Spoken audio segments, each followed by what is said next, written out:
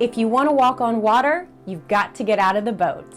Very true statement, but let me ask you a question. Do you have enough faith to wait for Jesus to call you to come to him on the water before you get out of the boat? Let's talk about that.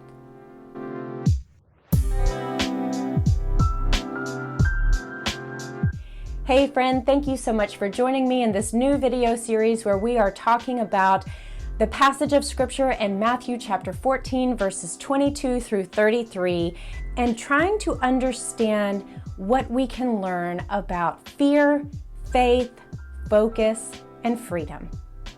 This is the second video in the series, and so today we are going to tackle faith.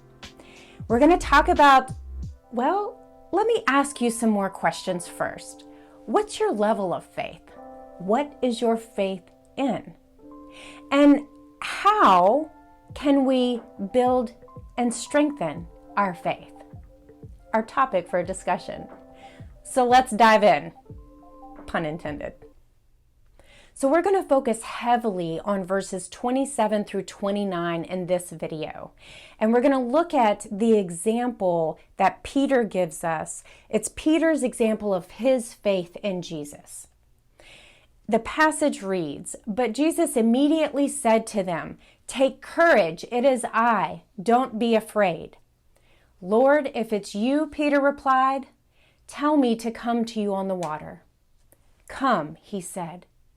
Then Peter got down out of the boat and walked on the water and came toward Jesus."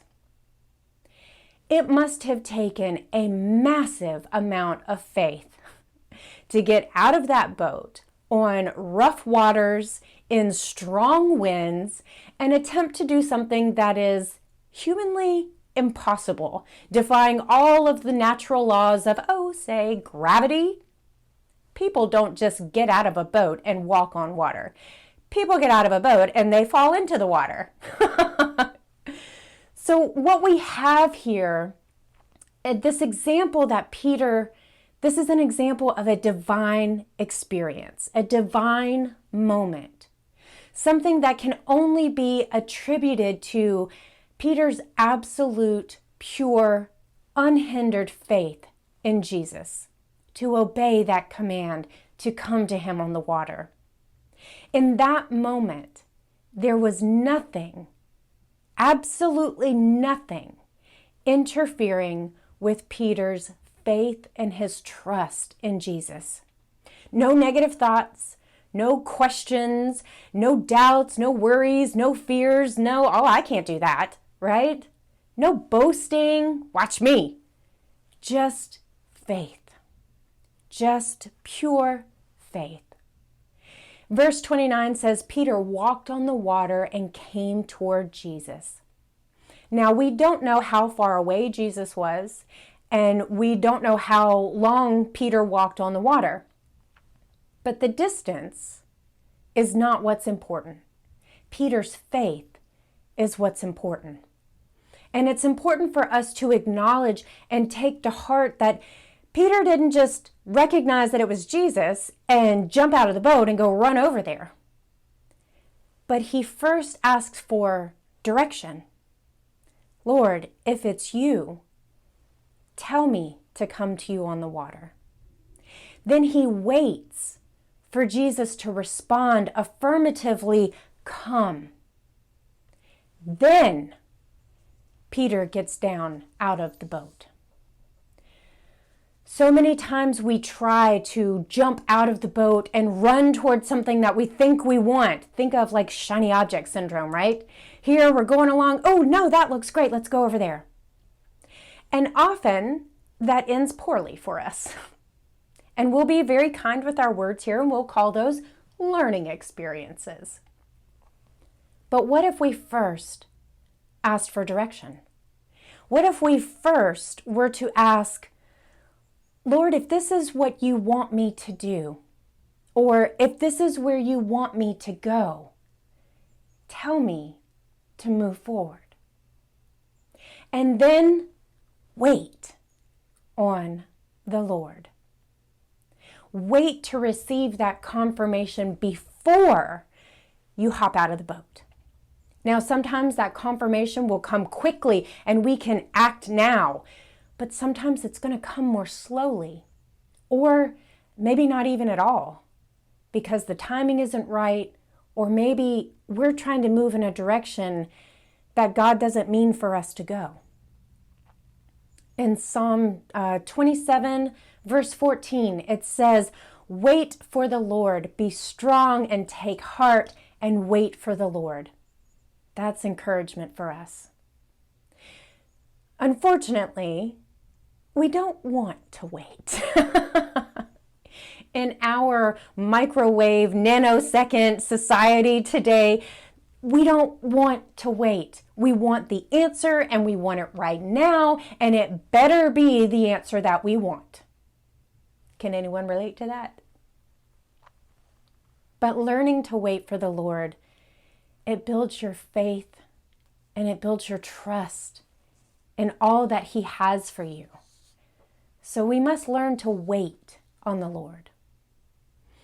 In the video on fear, I talked about my personal experience with the fear of leaving my 13-year corporate career, getting out of that boat to get onto the waters and walk to where Jesus was calling me.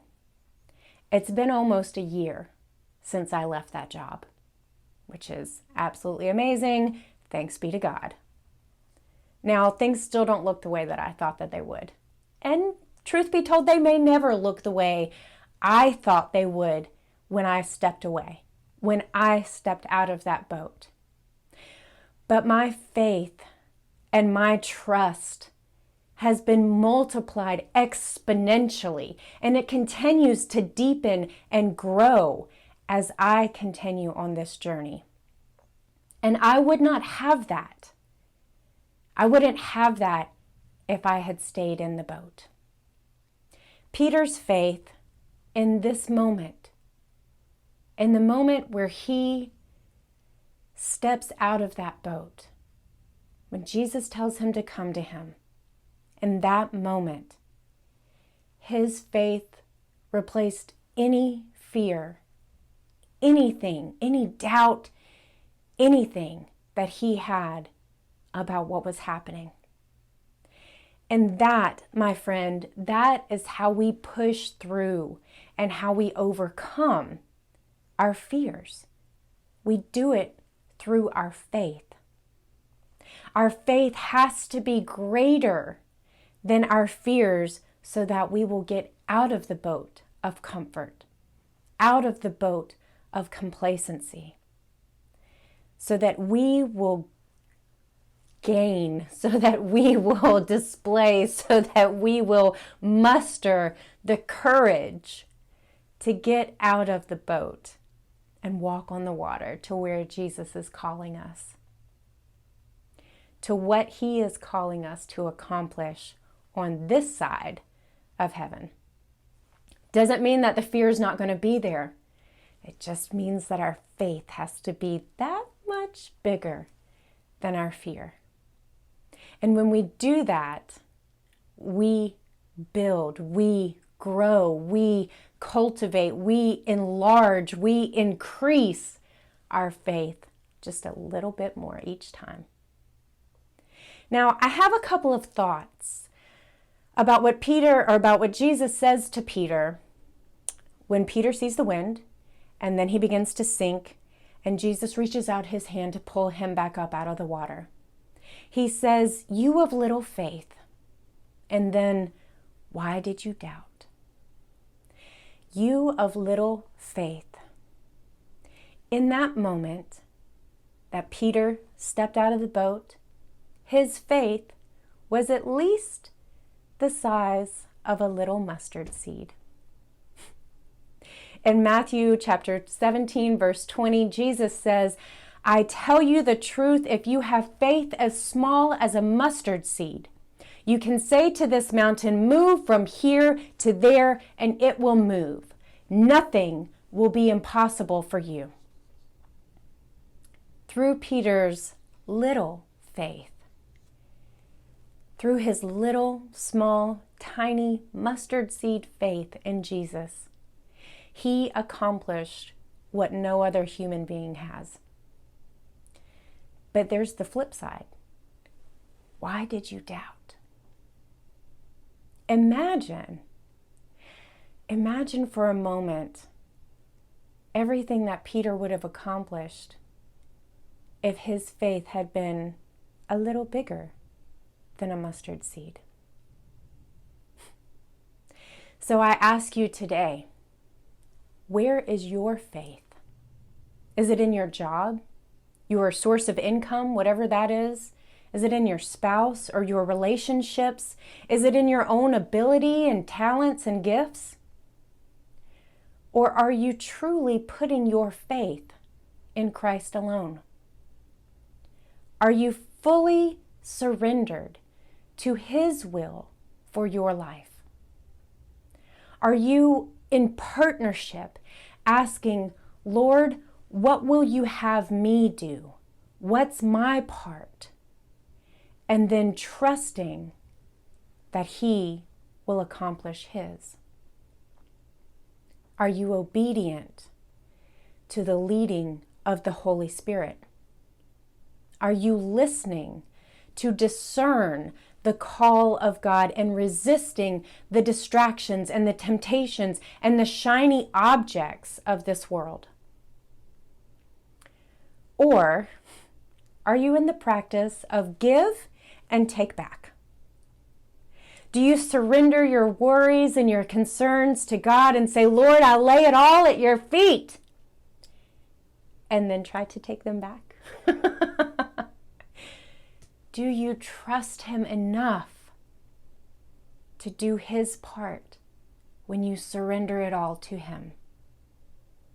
Now, I'll be honest, this is one that I struggle with more than I would like to, but I'm also making progress.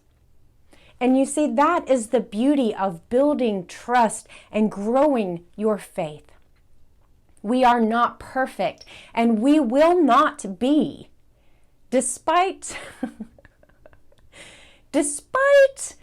some people thinking that they can achieve perfection. We're human beings.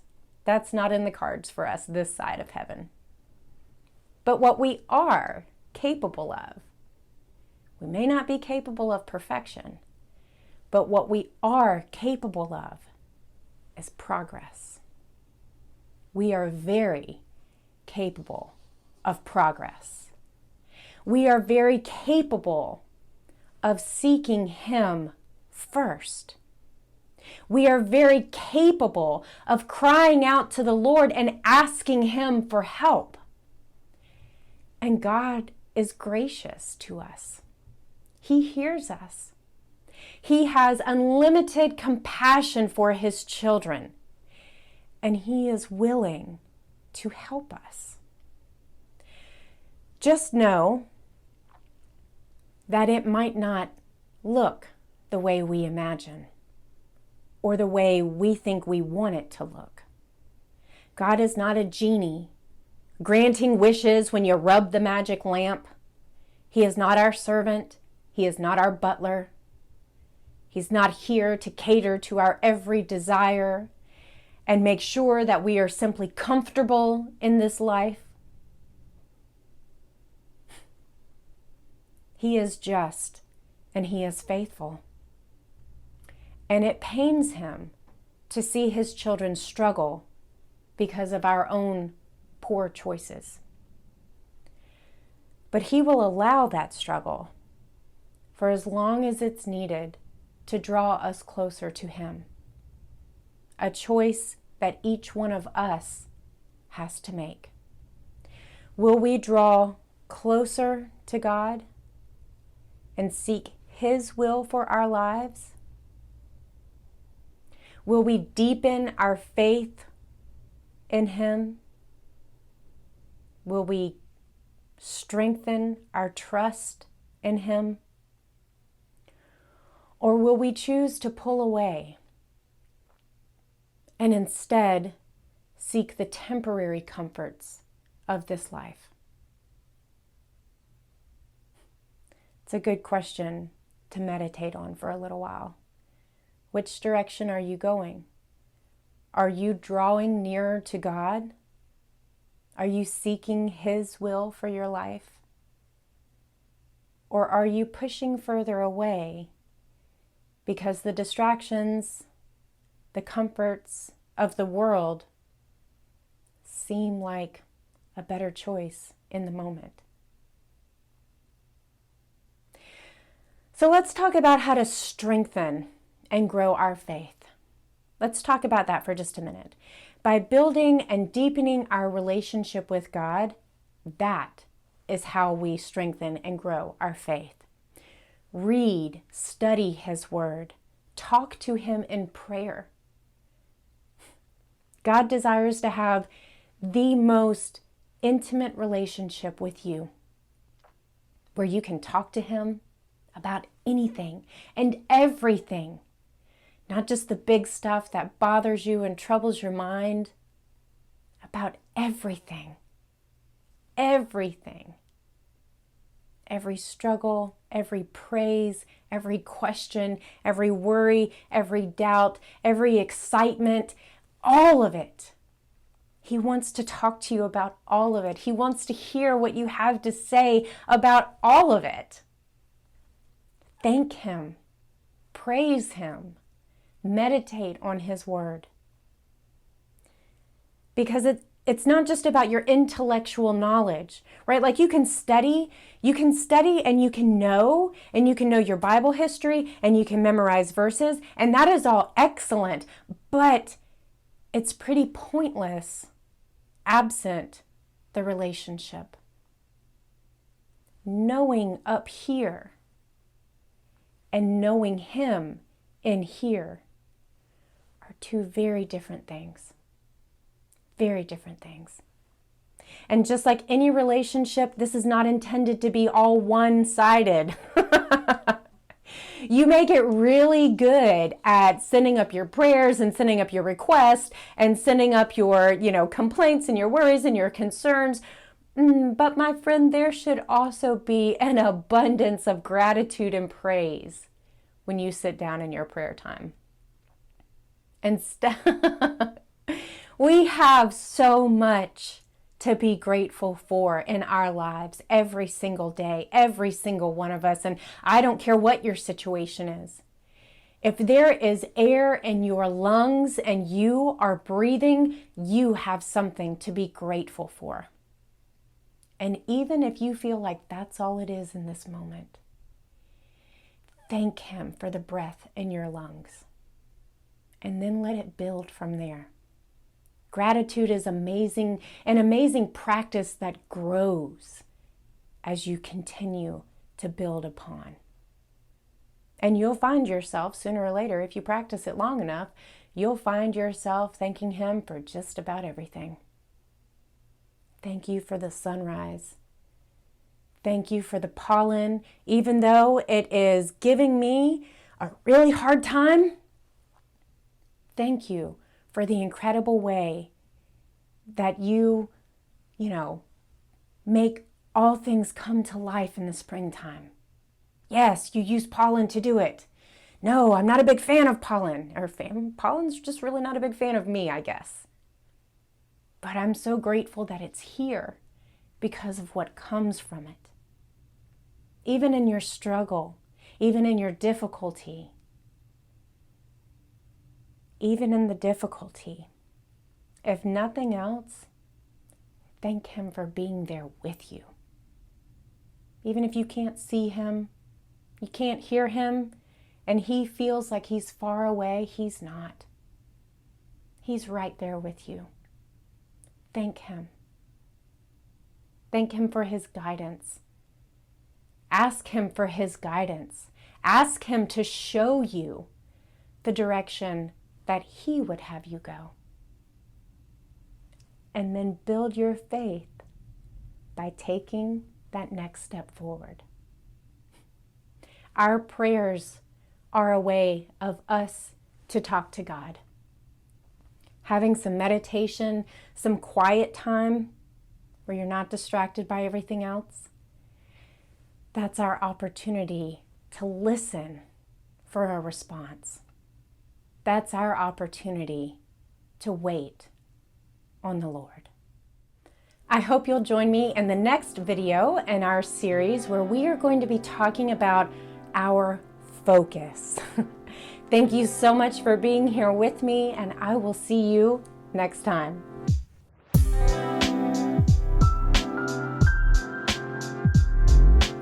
Hey friend, if you enjoyed this video, make sure that you like and subscribe to the channel and turn the notifications on so that you know when the next video comes out. And share it with a friend so they can enjoy it too.